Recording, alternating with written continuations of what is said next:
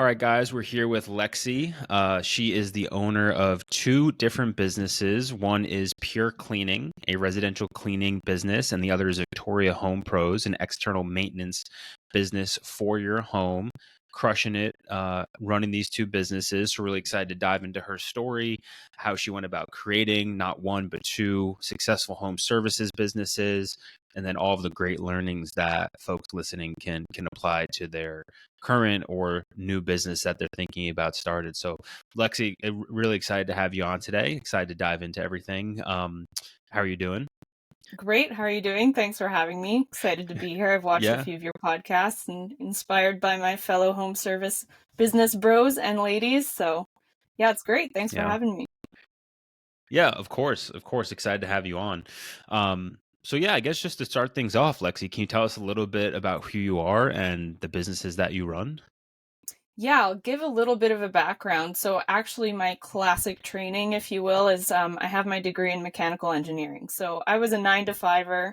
I did my whole university degree and I went and I worked 9 to 5 as an engineer, as one does. And then throughout, halfway through my scholastic career, I started talking with my brother and he started doing a little bit of the door to door thing. He's like, hey, I can walk out on the street, go to a few doors and close $1,000 in a day. I'm like, no way, like it's a gimmick. So he started doing that a little bit, and I started helping him with some back end operations. And it was just him and I for a while, and he got himself a window pole, one of those extendable carbon fiber window poles, and started slinging door to door. Got a few guys on board with him, and that's kind of how Victoria Home Pros started. So when I was still going to university, we were setting up that business. So that was around 2016. So in 2016, we got to the end of the year, the end of the first fiscal year of that business, and ended up closing in at around 6 figures. Now, the whole back end operations was still quite a mess. So we had some work to do on that.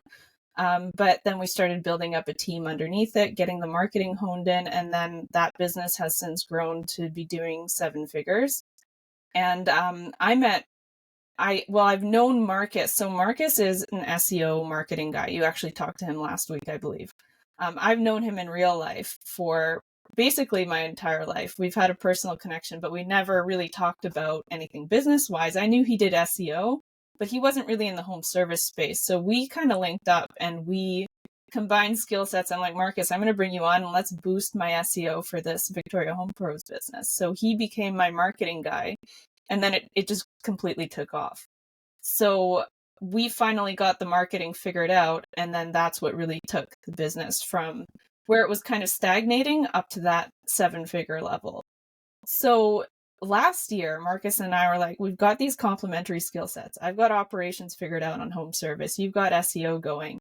Let's see what we can do. If we get into a new industry, how fast can we make this thing grow? So that was the genesis of Pure Cleaning Victoria, which is the residential cleaning company. So that started in October and we've been working on that ever since. So that's kind of the high level background of both of these businesses. Thank you. So, let's go back to moving from mechanical engineering into home services. I think it's well known that engineering and STEM are very valuable degrees, and software engineering, mechanical engineering, chemical engineering, great way to make a really nice salary, especially here in the States. And I'm going to assume it's the same up in Canada.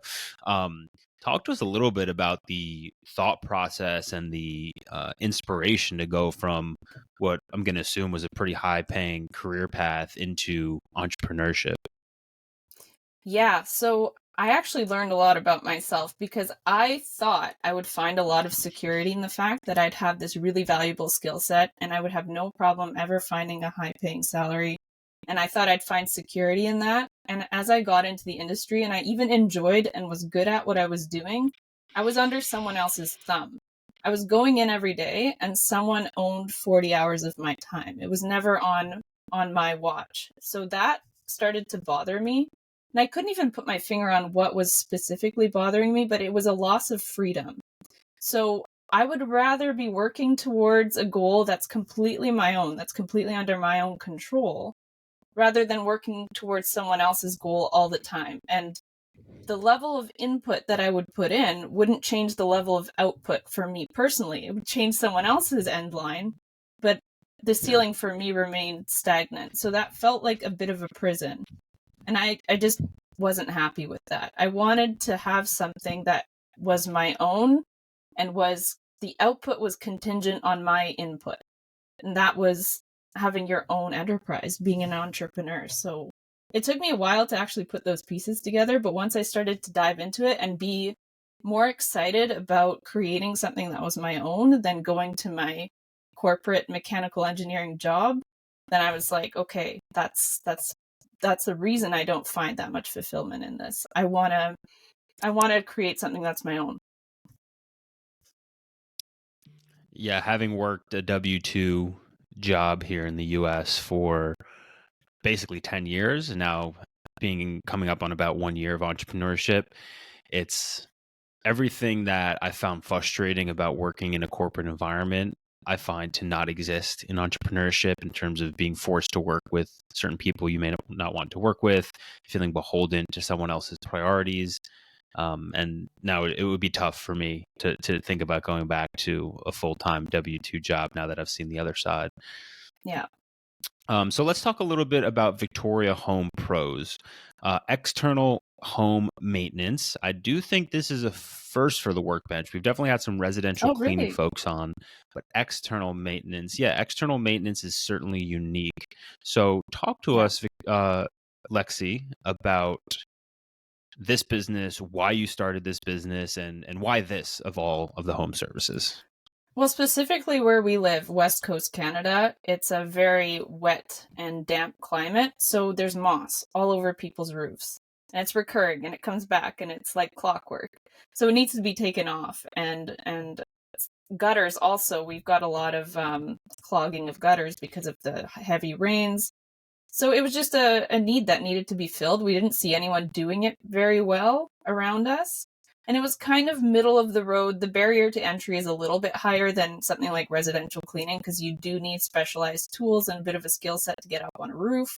But it's not like roofing where you need a whole list of certifications and it's a pretty high barrier to entry to actually get into it. So it's kind of in that middle range of where it was accessible and there was a huge need for it. So the minute we started doing it, there was a good response. So we just kept pursuing it, adding on services as we went. It started with, we did window washing, gutters, and roofs. And then there was enough capital to put into some pressure washers and get some trucks and get into pressure washing. And then we found some talented carpenters. So we started doing some small builds. So it sort of grew over time in terms of the services we offered, but it was the genesis of it was that need that wasn't being fulfilled, that we didn't see being fulfilled properly. The fact that there's a continual cycle of moss accruing on people's homes in your area, I think is a really good insight and reason to start a business like this, because it's not as if you're going to do the job and then the person never needs your services again. There's a built-in repeatability to that service. So tell us a little bit more, Lexi, about the services that you offered. You mentioned a few different things: taking moss off of a roof, gutters, and then maybe even building some homes. So walk us through, what are the bulk of the services that you provide? So the main one that kind of started us off is we started with window washing because that's very recurring in nature. And we could get people on sort of maintenance plans and recurring cycles. So we liked that idea. So we started with window washing and roof demossing. So taking the roof moss off people's roofs. And then there was also a recurring nature in that because either they'd have us back again to do the moss removal, or we do a roof treatment. So that puts a 12-month warranty on it, but that's contingent on us coming back and retreating it every year. So we locked people into recurring services with moss removal. With every moss removal, we clean out your gutters, and then we did some window washing. And then we started to get into a little bit of repair in terms of gutters. So we got some pretty talented contractors on board who are also having backgrounds in carpentry. So we started doing little gutter repairs here and there, and then it turned into full gutter replacements. So we learned that side of things. And then these contractors, it just started little by little, but they were like, hey, I know how to build a fence. So we just kind of dove into it without really knowing what we were doing. And I had a bit of the engineering background to know how to execute and manage these little construction projects properly, but we just started diving into it and started building fences. We built a few decks, did some painting projects. So yeah, at this point, we're doing moss treatment, moss removal, small repairs on roofs, window washing, pressure washing, and then carpentry work. Now, consensus opinion that you hear a lot in business is do one thing and do it really well. Become known as the window cleaning person, become known as the carpet cleaning person. Now, Victoria Home Pros is offering a relatively wide set of services, right? A customer that needs a fence built is in a much different buying mindset than someone that needs moss removed from the roof, I would think. So can you talk about the philosophy and your approach to offering a wide set of services, and then how does that impact things like marketing, right? Like the ad for, hey, do you need a fence built, is going to be totally different from, hey, do you need your gutters cleaned? So what's your approach as the owner of this specific business in having this wide set of services? So I completely agree with that, actually, to niche down and focus in on one thing. The one thing that we've focused in on is we'll maintain the outside of your house. Give it over to us and we'll maintain the outside of your home. So that's kind of the umbrella that we've stayed under. And the reason it works really well is we don't have to navigate laterally too far in either direction to do a window wash and a roof demoss in the same day. The same guy can execute a window wash, a roof demoss, and do a carpentry job for you. So we fall under the umbrella. I still consider us niche down. It's just the niche that we're a part of and the service we're fulfilling is we will be the go-to person to maintain your home's exterior. Got it. Understood. So the niche is the exterior of the home. And now with Pure Yeah, Cleaning, you can also offer the interior, but starting with Victoria Home Pros, it was the external pieces of your home need support, and we're here to offer that. So tell us a little bit more, exactly. Yeah. Lexi, about um, tell us a little more about the blocking and tackling of Victoria Home Pros. Love to hear, what are your favorite marketing channels? How big's your staff? Give us just a little 101 on the shape of this business. So right now it did kind of blow up to a point that was we didn't have the systems in place to facilitate the number of employees that we brought on. So we've since tapered it down and really locked in and on a really solid team of contractors. So we're in a mix of W2 and contractors, and they're on a commission base. So we have 5 to 6 really solid contractors out there right now. And then we have door knocking teams. So in terms of marketing channel, I'm going to go ahead and say it for home service businesses, door knocking, door to door. If you hone in a good door to door team, it's just, there's nothing else like it. So that paired with Marcus's SEO boost and some paid strategies like Google ads, local service ads, those two, I would say, to hone in your SEO, get a door to door team and a door to door system completely locked down, and yeah, work on your paid ad strategies. You're not the first Workbench guest to speak to the benefits and power of door to door. Our first It's guest, actually, incredible. Casey, built his pest control business in Colorado around door to door. Yeah. Tell us a little bit more about door to door sales. Do you go door knocking for your business? And then, in terms of just the parameters of door knocking, how frequently are they out there knocking? I would just love to learn more about your approach to door to door sales. Sure, yeah. Now, I've definitely have done it before. I'll be the first to say, I'll admit, I'm not the best at Mhm. door to door. We have guys out there that just have this completely unshakable mindset and they cannot be deterred by anything. You almost need to be a little bit of a different breed of human being to really have everything roll off your shoulder. All of the rejections. It's wild to see. Some of these guys, just nothing phases them, and it's a beautiful thing. But they'll go out there, and actually, what we have is a morning meeting where the contractors and some of the door to door team will come together, and we'll map out the day. So there will be a door-to-door team. Usually there's a bit of a leader, and he's got some people that are working with him, and he'll furnish a plan to cover a certain neighborhood. And then they'll work together, and then they'll touch base. And a lot of the time, a door-to-door team will go with a contractor based on what their job looks like for the day. If that contractor team only has 1 to 2 window washes in a neighborhood, they'll tag along with that contractor and start slinging jobs in that neighborhood to fill out the rest of the contractor's day. So those are kind of the two strategies. We have the door-to-door teams set up routes to make sure they're not overlapping, to make sure that they're hitting different neighborhoods in a good time frame throughout the week.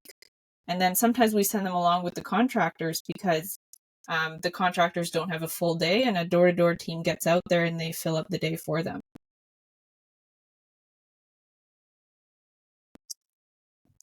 Filling up the day as the contractors out there, I think, is a really powerful move, right? They're already out there, they're ready to work, and backfilling those appointments, I think, is great. Exactly. So that touch base in the morning, we've got the great. Go ahead. Oh, no, I was just saying that getting that team together, and that's actually a bit of a controversial thing because I've talked to some home service owners and they don't want their door-to-door teams interacting with their contractors because they're afraid that they'll team up and go out on their own. But it's just about incentivizing them properly and building a good culture. That shouldn't really happen. Mm-hmm. So we got the exterior of the home really well covered, a variety of services to take care of the house, a strong door-to-door sales team. Talk to us now about the inspiration to move inside the home and build Pure Cleaning with Marcus's help. Well, yeah, this was a bit of a gap. So I have this wide client base. We take care of the outside of their homes. And I heard over the years, over and over, that they're just not satisfied, and they've brought it to my attention, asked me if I know anyone who can come do the inside of their home. So it was kind of a perfect gap to fill.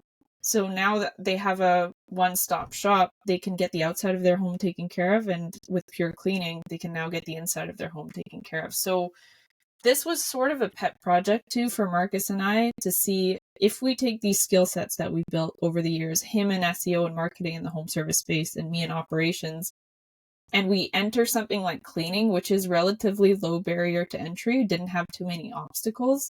Let's see how fast we can grow this thing. So it was kind of a nice next logical step. We started working on it, got things set up really quickly. And what I was able to do was leverage my existing client base to get the first few clients in the door.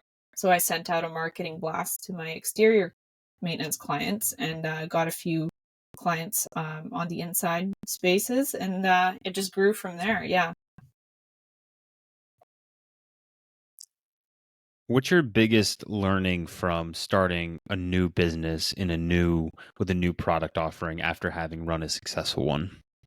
Yeah, I'll tell you the biggest pain point for cleaning, because it almost seems too good to be true, this residential cleaning gig, because there's really low required skill set. You don't have to do any of the labor yourself. The biggest pain point is managing the volume of people needed to attain a good revenue mark. And what I mean by that is, in my exterior maintenance business, I can send one guy out there, and they can clear $2,500 to $5,000 in revenue in a single ticket job. If I want to do that with cleaning, I need 8 to 15 cleaners out there. That's 8 to 15 times the capacity for something to go wrong, someone to call in sick, someone to have a kid that they need to take to the doctor. So it's the contractors and managing them in order to attain the revenue marks that you want to see.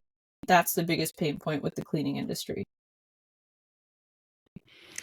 Yeah, man, that's tough because it is such a high volume game. It's low ticket, and anytime there's people in the mix, if every new job requires a new person to service that job, there's so many things that can happen with people. You mentioned a few things. You mentioned setting up your door-to-door folks on routes. You mentioned sending a text blast out to your exterior clients. Let's go through the tools and technology, Lexi, that power both of these businesses. And are they the same? Are there tools that are better for certain businesses? We'd love to hear about, tools and tech stack. So yeah, what are Yeah, those main totally. tools that you build your business on? So Jobber is my go-to for the exterior maintenance business. It's worked perfectly. It has the capability to manage and organize all of my contractors, all of the invoicing, all of the scheduling, and its interface, its UX is really nice. So that has worked perfectly for exterior maintenance. What I use for residential cleaning is Booking Koala because it's first of all, it does everything needed for a more affordable rate than Jobber. I don't need some of the functionality that I need for my other business for residential cleaning. The thing with Jobber, and I've reached out to them that they need to fix, is their recurring jobs. They don't have a good system to set up recurring jobs. And since cleaning is so heavily based on very frequently recurring jobs, I thought there's just no way that this is going to be my schedule management system for cleaning. So for residential cleaning, I use Booking Koala, and then the lead management portion of it is what I've been using High Level for. So I've been trying to build out a really strong high level interface for both Vic Home Pros and Pure Cleaning Victoria to funnel all my leads and nurture my leads until they get to the stage where they're put in the final customer management CRM database, which is Jobber and Booking Koala. So I have kind of two tiers going on. There's the tech stack that manages the lead from entry, nurture to booking. And then once booked, I have my CRMs like Jobber and Booking Koala.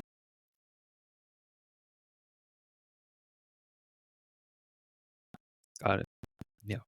Okay. Got it. Yeah, different tools for different businesses. Jobber, Booking Koala, two big tools on the show here, and of course, Tool Desk is built on Jobber, so very familiar with that one. Okay, in terms of mistakes you've made, or things you would tell other people that are thinking about starting either an internal or external cleaning business, what's like 1 to 3 big things that you learned or things you would tell other people to watch out for, if and when they went to start a business like one of these that you have? Uh, for one, is trusting the wrong people out of convenience. So it might seem really enticing to bring someone on board to take things off your plate and not do your due diligence to really vet them properly. That has bitten us in the butt several times. So trusting the wrong people and trying to offload things onto your plate off of your plate onto someone else's without doing your due diligence to really, first of all, build the systems out yourself, make sure you have good SOPs in place, and really train someone properly A to Z, instead of just out of convenience bringing someone on board and haphazardly putting them in a position of power or authority within your business. That's a huge mistake. So I would advise anyone against doing that. Build your systems out properly, onboard someone properly, and vet them A to Z before trusting them within your business, because it can really bite you in the butt if you don't do that properly. So that's one for sure. Also, financial management. I don't actually see this talked about a lot, but make sure your financial housekeeping is in place from the beginning. If you try to put that off, put it on the back burner, and say you're going to deal with it later, it's just a matter of time before the IRS or whatever enterprise you have in your country comes knocking, and you're scrambling. So I would say financial housekeeping, put that as a priority. I know it's not fun, and it's not a money making activity, which is a big mindset shift for a lot of people. A lot of entrepreneurs, they don't want to do anything that's not an active money making activity, but financial housekeeping for sure. That's a big one. So I would say those are two huge ones, that getting your systems in order and putting people in place in an organized fashion, and people that you trust and have vetted, and doing your financial housekeeping. How do you manage financial housekeeping, in particular, running two different businesses? So honestly, at the beginning, it was a bit of it was a bit of a mess. So it took a lot of backtracking. Now I've got a good bookkeeping system in place. I make sure that nothing slides off the radar. And it's just about putting a good system and a team in place and making it a priority. And anything that you don't know or you are not sure about, learning it right away. And making sure that you have a good accountant, you have a good bookkeeper if it's not something you want to do yourself, and you have a good financial management system in the back end. Yeah, that's a big one. I think it's less sexy than marketing or sales or design Yeah. or some of the other more outward facing things, but it is a key component. Numbers and money are the language of business. So it is very important. So, okay. So, Lexi, I think you have an interesting perspective in particular going from, a relatively high paid career in mechanical engineering and on that career path into switching to something, um, like entrepreneurship, in particular internal and external house cleaning, right? Those aren't necessarily the sexiest of industries compared to maybe working at a big tech company or a big manufacturing company. What advice would you have for someone who's in your position? They went to university, they top of their class, they can go get that engineering job at Facebook or Lockheed Martin or whatever it is, and what would be your advice to them saying, man, I don't know if this is the right path for me. Maybe I want to do entrepreneurship, maybe even home services specifically. What would you say to someone in that position, knowing what you know I now? would, yeah, I would say work really hard on just looking within and trying to dismantle your ego and seeing what's actually going to make you happy. And I don't want to tell anyone not to pursue the 9 to 5, because actually I found that there's two differing perspectives. Some people find freedom and fulfillment in the fact that they're going to be covered. They have a sure thing, a sure paycheck, and that actually gives them freedom. But you have to kind of look within yourself and see which path is the path of freedom in terms of what makes you feel like that weight is lifted off your shoulders, and which path feels like the prison. Yeah. Because for me, it didn't feel like freedom to have that sure high paid check coming in every 2 weeks or whatever it was. It felt like prison because someone owned my time. But on the flip side, if someone feels freedom in the fact that they can leave their work behind at 5 p.m., they have that paycheck coming, their family's covered, their bills are covered, they don't have to worry about it, and they can climb that corporate ladder in that very predictable way, that's freedom to someone else. So I would say just don't think about status, try and dismantle your ego, look at both paths, and just look within yourself to see what's going to make you happy, and just do it. Love that. Love that. All right, Lexi, you're killing it. You got not one but two successful home services businesses. Love to see it. What's next for you? Are we thinking about adding a third and fourth? Do you want to scale up the two existing ones? How are you thinking about the next couple of years and what's to come for you and your businesses? So yeah, definitely going to continue to scale both of them. I'm working really closely with Marcus to build the back end systems for a lot of these, and we're sort of navigating into a more of a online full package space for specifically the cleaning niche, because I think that, so we've put together sort of a website template for cleaning businesses. Marcus might have talked about that a little bit, but we worked really hard on just completely perfecting my Pure Cleaning Victoria website. And we use that as the basis of a template for cleaning websites with SEO already built in. So we've really, really niched down, and we have this offer of this website that we can give to you with SEO already built in. The design is seamless. We could bring in your brand colors and we could turn it around for you within a week. Love it, Lexi. Thank you for coming on. We'll be sure to link to all of your projects and social media handles in the newsletter and on the YouTube video and podcast. We appreciate your time, and yeah, best of luck with everything you got going on.